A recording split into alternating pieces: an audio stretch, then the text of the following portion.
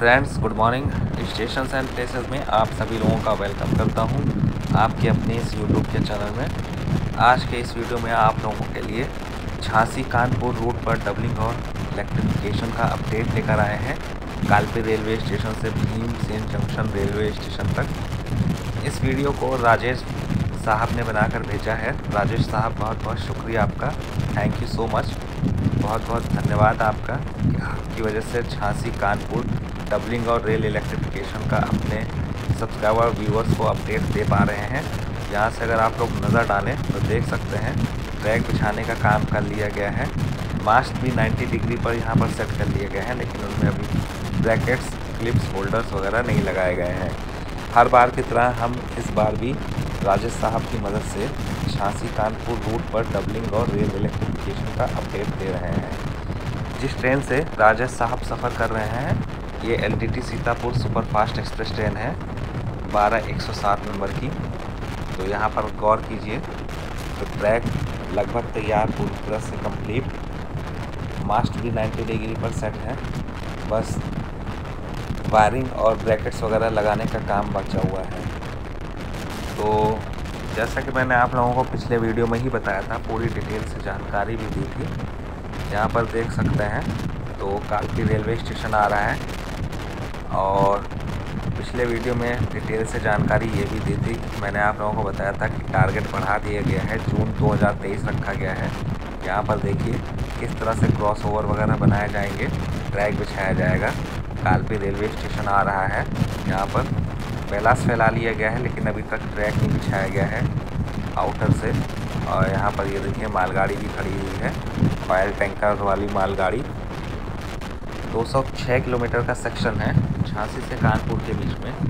मैं बार बार झांसी नाम इस वजह से भी ले रहा हूँ क्योंकि VGLB वीरांगना लक्ष्मीबाई रेलवे स्टेशन काफ़ी लंबा नाम हो गया है और झांसी लेने में थोड़ा आसानी होती है, तो आप लोग कंफ्यूज मत होइएगा।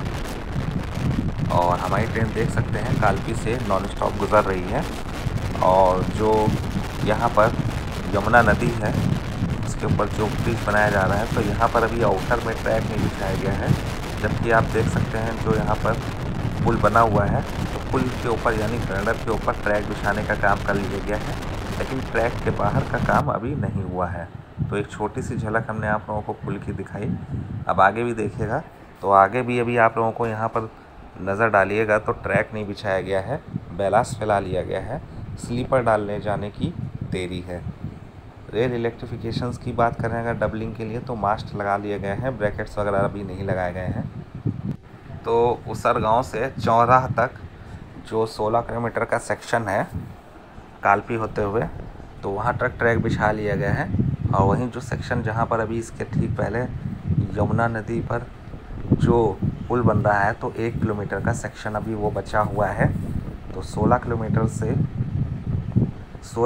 में से 1 किलोमीटर का सेक्शन बचा है, 15 किलोमीटर बना लिया गया है। तो 206 किलोमीटर की दूरी है कानपुर से झांसी के बीच में, जिसमें से 156 किलोमीटर का जो ट्रैक है डबल लाइन और रेल इलेक्ट्रिफिकेशन का वो कंप्लीट भी हो चुका है, उस पर ट्रेनें भी चल रही हैं। ये कालपी से आगे भीमसेन तक ही जो सेक्शन बचा हुआ है तो वो बचा हुआ है। आगे भी हम आप लोगों को और भी ढेर सारा अपडेट देंगे। यहाँ पर गौर कीजिएगा, मास्ट नहीं लगाए गए हैं, रेल बेड बना लिया गया है और उसके ऊपर बैलास्ट डाल दिया गया है, स्लीपर बिछाए जाने बाकी हैं। यहाँ पर तो अभी बैलास्ट भी नहीं फैलाया गया है, तो ये सेक्शन भी अभी बचा हुआ है। तो मलासा से लालपुर के बीच में हम आप लोगों को फ़िलहाल ये अभी जो सेक्शन चल रहा है उसका अपडेट दे रहे हैं। यहाँ पर बैलास्ट आ गया है, बैलास्ट, और उसको अभी प्रॉपरली फैलाया नहीं गया है क्योंकि उसी के ऊपर स्लीपर फिर ट्रैक इस तरह से काम किया जाएगा। दोनों ही काम नहीं हुए हैं अभी पूरे, ना रेल इलेक्ट्रिफिकेशन का ना डबलिंग का। यहाँ पर रेल बेड भी अभी पूरी तरह से तैयार नहीं हुआ है क्योंकि यहाँ पर पुल बनाने का काम चल रहा है, आप देख सकते हैं, गौर कर सकते हैं। तो ये भी एक मेजर वर्क है, और अगर बहुत तेज़ रफ्तार से भी काम किया जाता है तब भी आप मान के चलिए कि ये पूरा वित्तीय वर्ष ज़रूर लग जाएगा। राजेश साहब का कहना है कि जो 50 किलोमीटर का सेक्शन बचा हुआ है उसमें से 29-30 किलोमीटर के करीब में वो सेक्शन डबल लाइन और रेल इलेक्ट्रिफिकेशन का पूरा हो गया है, यानी 20 से 21 किलोमीटर का हिस्सा ही बचा हुआ है।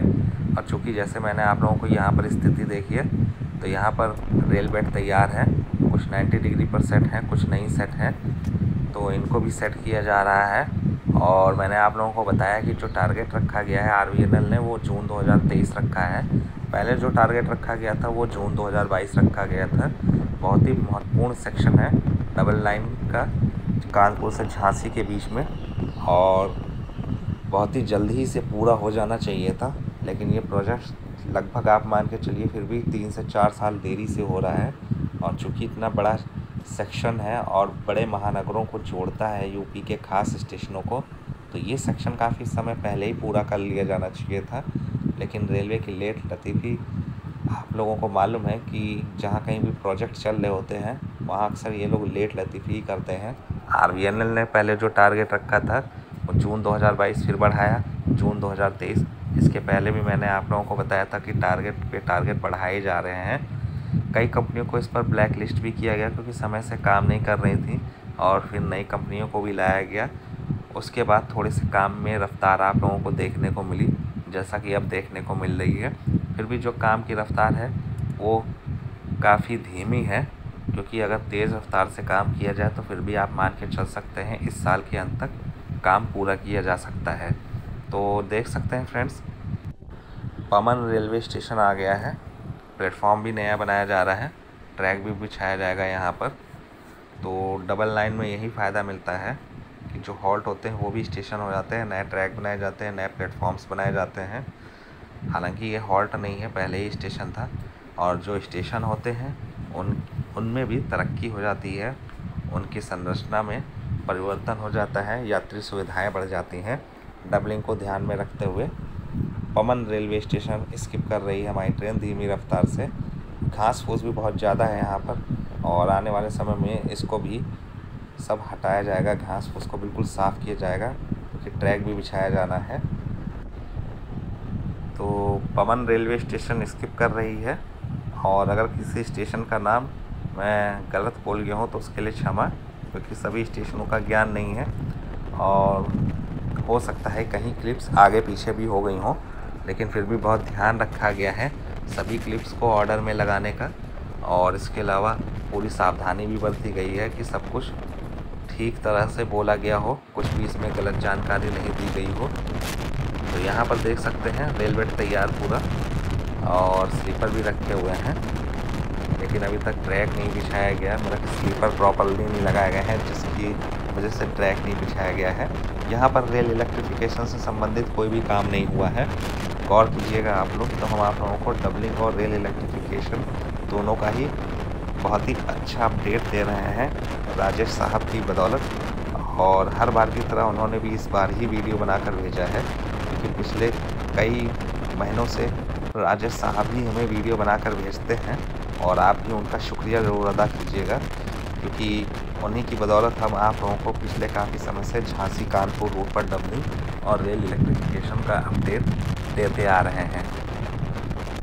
तो जून 2023 में आने में लगभग 1.25 साल का वक्त बाकी है, और रेलवे के पास इतना पर्याप्त समय है कि जो बाकी का बचा हुआ 50 किलोमीटर का सेक्शन है उसे इस समय में पूरा कर लेना चाहिए, क्योंकि सभी जगह लगभग रेल बेड बनाने का काम कर लिया गया है। अब जैसे यहाँ पर भी रेल बेड तैयार है, लेकिन अभी मास्ट लगाने का काम नहीं हुआ है, यानी रेल इलेक्ट्रिफिकेशन से संबंधित काम नहीं हुआ है। हाँ, फाउंडेशन जो बना लिए गए हैं, अगर आप लोग गौर कीजिए यहाँ पर, तो जो सबसे ज़्यादा समय लगेगा वो पुल बनाने में ही लगेगा, क्योंकि बाकी आप लोगों ने देखा, पूरा गौर भी किया, लगभग सारा काम यहाँ पर हो रखा है, और पुल बनाने में ही सबसे ज़्यादा समय लगता है। जैसे कि यहाँ पर ये पुल निकल गया, तो हमारा जो अगला स्टेशन आने वाला है वो रसूलपुर गोगामऊ आने वाला है। यहाँ पर देख सकते हैं कैलाश और स्लीपर दोनों ही रखे हुए हैं, और इसको फैलाया जाना बाकी है, क्योंकि उसी के ऊपर ट्रैक बिछाया जाएगा। धीमी रफ्तार से चल रही है हमारी ट्रेन, सब कुछ आप लोगों को हमने कवर करके दिखाया है, यानी राजेश साहब की बदौलत। तो उन्होंने सब बखूबी बहुत अच्छे से बनाया। खिड़की के ऊपर बैठ गए, कैमरा को, मोबाइल को बाहर निकाला, कैमरे से सब कुछ शूट किया, और ऐसे ही वीडियो बनाना चाहिए। और अगर आप लोग भी हमें रेल प्रोजेक्ट से संबंधित वीडियो बनाकर भेजना चाहें तो भेज सकते हैं। हमारा व्हाट्सएप नंबर वीडियो की शुरुआत में दिया ही होता है, यहाँ पर भी देख सकते हो। अगर नहीं दिया होता है भूलवश किसी कारणवश तो आप लोग हमसे मांग लीजिएगा। यहाँ पर देखिएगा तो रसूलपुर गोगामऊ रेलवे स्टेशन आ गया है, जैसा कि मैंने आप लोगों को अभी बताया था। LTT Sitapur superfast express train 12107 और आने वाले समय में हो सकता है इस ट्रेन का विस्तार मैलानी जंक्शन रेलवे स्टेशन तक कर दिया जाए, जो कि ज़िला लखीमपुर में आता है। और चूँकि जो गृह राज्य मंत्री हैं लखीमपुर के रहने वाले हैं, उन्होंने रेल मंत्री को पत्र लिखा था कि जो LTT Sitapur superfast express train है उसका विस्तार लखीमपुर तक किया जाए। और चूँकि रेल इलेक्ट्रिफिकेशन की पूरा होने का इंतज़ार कर रहा है रेलवे, जहाँ तक ऐसी संभावना है बांकेगंज से मैलानी तक रेल इलेक्ट्रिफिकेशन पूरा नहीं हुआ है, 15 किलोमीटर का सेक्शन बचा हुआ है और शायद मेरे ख्याल से उसके बाद ही विस्तार होगा LTT सीतापुर से मैलानी जंक्शन रेलवे स्टेशन तक। लखीमपुर तक होने में बहुत मुश्किल है, बहुत कम संभावना है कि जो विस्तार कर दिया जाए LTT Sitapur superfast express train का। हो भी जाता है तो अच्छा रहेगा, और नहीं होता है तो देखना होगा कि कहाँ से कहाँ तक विस्तार फिर से किया जाएगा। तो विस्तार तो होना ही है आने वाले समय में, भले अभी नहीं 6 महीने बाद सही, क्योंकि NOC का मामला फंसा हुआ है। वरना रेल इलेक्ट्रिफिकेशन का काम जो लखीमपुर ज़िले में बांकेगंज से मैलानी के बीच में है, जंगल के कारण जो दुधवा नेशनल पार्क पड़ता है, तो उसी की वजह से बहुत सी जो ट्रेनें चल रही हैं लखनऊ मैलानी रूट पर वाया सीतापुर लखीमपुर, तो इसी वजह से इलेक्ट्रिक लोको के द्वारा ट्रेनों का संचालन नहीं हो पा रहा है उस सेक्शन पर। केवल सीतापुर जंक्शन रेलवे स्टेशन तक ही इलेक्ट्रिक लोको के द्वारा ट्रेनों का संचालन किया जा रहा है, चाहे गोंडा की दिशा से हो या लखनऊ की दिशा से या मुंबई की दिशा से। तो अब जो हम आप लोगों को सेक्शन दिखाएंगे वो बिनौर से भीमसेन जंक्शन रेलवे स्टेशन तक अपडेट देंगे रेल इलेक्ट्रिफिकेशन का और डबलिंग का। तो एक तरह से पमन से मलासा के बीच में जो ट्रैक डालने का काम है वही बचा हुआ है।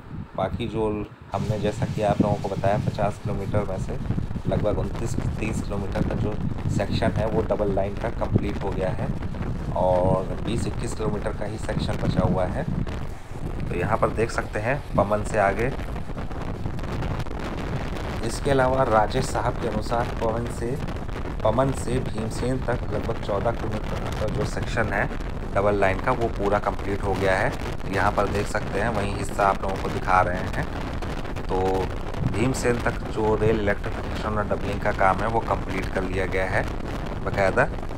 यहाँ पर हम आप लोगों को अभी ईस्टर्न डेडिकेटेड फ्रेट कॉरिडोर दिखाएंगे EDFC, या आप सिंपल DFC भी समझ सकते हैं। तो उसका पुल भी तैयार किया जा रहा है। यहाँ पर देख सकते हैं ट्रैक बिछा लिया गया है, कंप्लीट है। तो मेरे ख्याल से जितना जो सेक्शन पूरा हो गया है उसका CRSS भी ट्रायल करा लेना चाहिए। बीच में अगर किसी प्रकार की कोई समस्या ना हो, कोई ट्रैक बचा ना हो, कोई पुल ना बचा हो, तो बहुत ज़रूरी भी है झांसी कानपुर रूट पर रेल इलेक्ट्रिफिकेशन और डबलिंग का काम कंप्लीट होने के लिए, क्योंकि बहुत सी महत्वपूर्ण ट्रेनें खासतौर से जो मुंबई जाने के लिए रास्ता है लखनऊ से बहुत ही सही और छोटा रास्ता है। वरना दूसरा जो मुंबई जाने के लिए रास्ता है वो थोड़ा अलग है कि अगर आप लखनऊ से मुंबई जाते हैं तो वाया इलाहाबाद, कटनी, जबलपुर होते हुए इटारसी होते हुए निकलेंगे, और एक रूट ये भी है। और दूसरा रूट जो है वो फिर आपका कासगंज, मथुरा, अछनेरा और रतलाम होते हुए वो बांद्रा की तरफ रूट जाता है, जिधर से अवध ट्रेन जाती है, अवध एक्सप्रेस, जो गोरखपुर या मुजफ्फरपुर से बांद्रा के बीच में चलती है।